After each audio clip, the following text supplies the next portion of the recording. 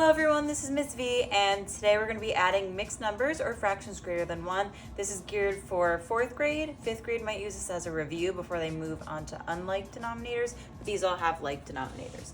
So we're going to start on the right. I have 2 1/3 plus 1 1/3. I'm going to start by drawing models. I have 2 wholes and a third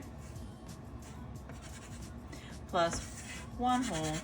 And I'm going to fill in one of these thirds for the 1/3. I can see from the models I have 1, 2, 3, and 2 thirds as my answer. Now let's add it over here. 1/3 plus 1/3 is 2 thirds. 2 plus 1 is 3. So they match. 3 and 2 thirds. This one's slightly different. I have 2 1/3, which is the same. So I'm going to draw my 2 and 1/3. But now I have 1 and 2 thirds over here. So I draw my 1 and fill in my 2 thirds. And now I can see that this shape is now full because 2 thirds and 1/3 makes 3 thirds, which is a whole. So I see 1, 2, 3, 4 as my answer. Let's add over here and check. 2 thirds plus 1/3 equals 3 thirds.